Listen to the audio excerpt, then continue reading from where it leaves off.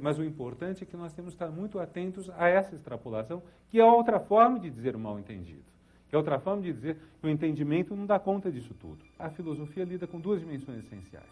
Digamos, quando se fala em filosofia, se pensa de um lado conhecimento, de outro lado a ação. Então, é uma tradição distinguir. Digamos, o ser, o que é, está ligado estreitamente ao conhecimento.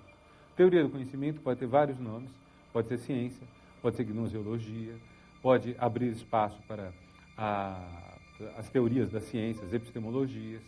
A teoria do ser pode ser a ontologia, pode ser a metafísica, mas essa é uma certa vertente, vamos dizer, da filosofia. Outra vertente é da ação. A vertente da ação vai ter como seus lugares principais a ética, e a teoria da ação geralmente individual, e a política, que é uma teoria da ação geralmente coletiva. Durante muito tempo se pensou, nós podemos conhecer e dessa maneira ter a chave para deduzir a ação. Se nós voltamos a Marx, uma parte do pensamento de Marx é isso. Marx provavelmente acreditava nisso.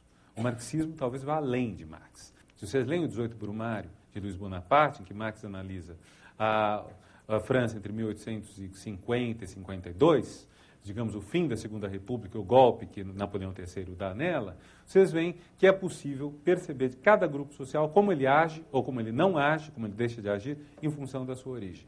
Vocês pegam um texto clássico de 1920, do filósofo húngaro Lukács, que é a consciência de classe, que teve farto sucesso no mundo afora, vocês veem que ele dirá, as classes fortes no capitalismo são a burguesia e o proletariado.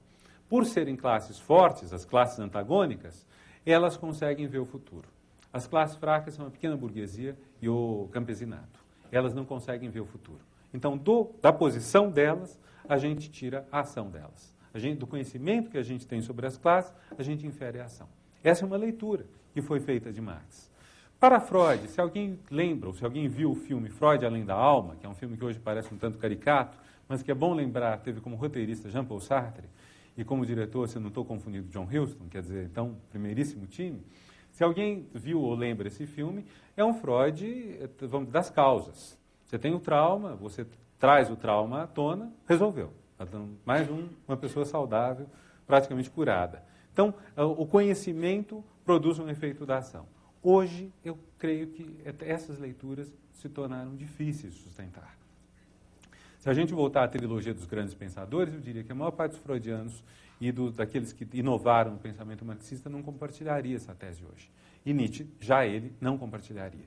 Ou seja, se nós quisermos pegar os três grandes pensadores que puseram o pensamento em xeque, nós vemos que nem mesmo a partir dele, que não é mais possível validar o conhecimento como chave para a ação.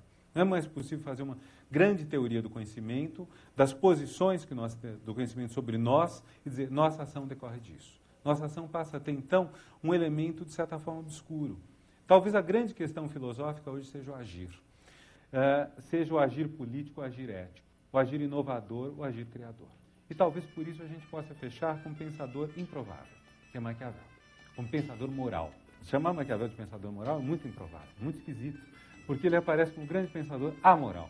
Há uma peça que eu gosto muito, que é do Christopher Marlowe, chama-se O Judeu de Malta.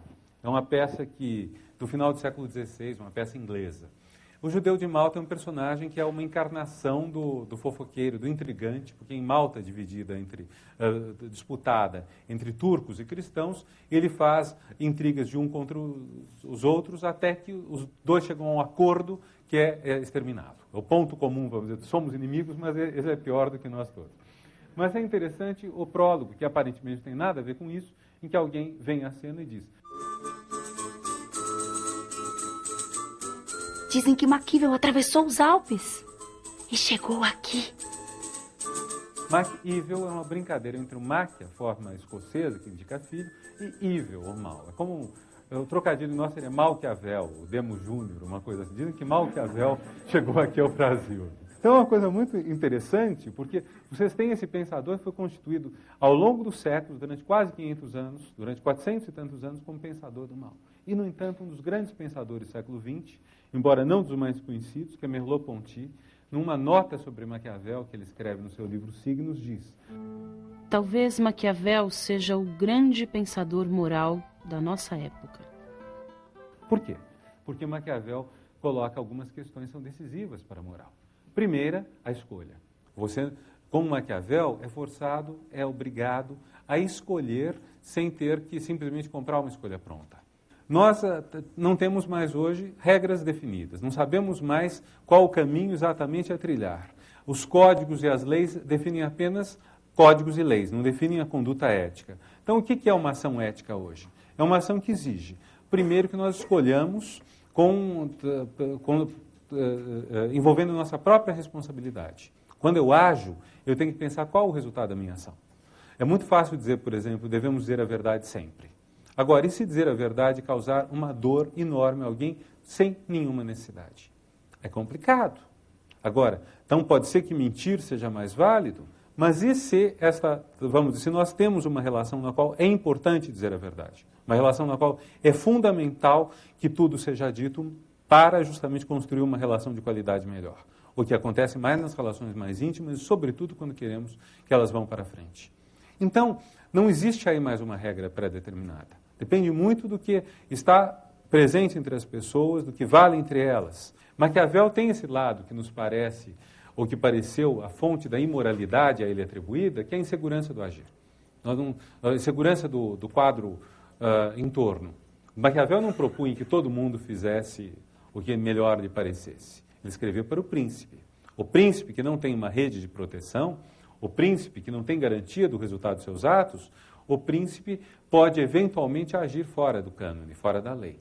Mas isso porque ele está salvando a sua pátria. E eventualmente manter a palavra dada pode destruí-la. Isso vale para o príncipe, diz Maquiavel. Agora, o príncipe tem um resultado que ele é altamente ético.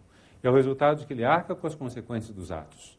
O interessante, eu diria, é que, de certa forma, nós estamos, como indivíduos, cada vez mais nessa posição do príncipe de Maquiavel. O nosso mundo perdeu muito dos sustentáculos de segurança nos quais ele se baseava. Quer dizer, o nosso mundo é esse, é o mundo da diversidade, de uma diversidade muitas vezes sem hierarquia, chamemos isso democracia às vezes, chamemos isso caos às vezes, fiquemos contentes com isso porque nos dá maior liberdade, fiquemos apreensivos porque isso nos deixa em chão ensaboado, isso nos pode dar maior chance de encontrar a felicidade do que em épocas nas quais cada um de nós tinha já os modelos em pequeno número entre os quais escolher, ser chefe de família, ser padre, ser militar, poucos elencos, vamos dizer, para um homem, ou para a mulher também poucos, temos mais possibilidades de encontrar nosso caminho e temos um preço mais alto também a pagar, possivelmente, porque a chance de dar errado é extraordinária. Mas, de qualquer forma, acho que isso é uma ilustração do que significa a maneira como hoje a filosofia se apresenta. Este curso, se fosse dado há 50 ou 100 anos atrás, provavelmente seria um curso que mostraria o progresso da filosofia chegando ao seu último momento.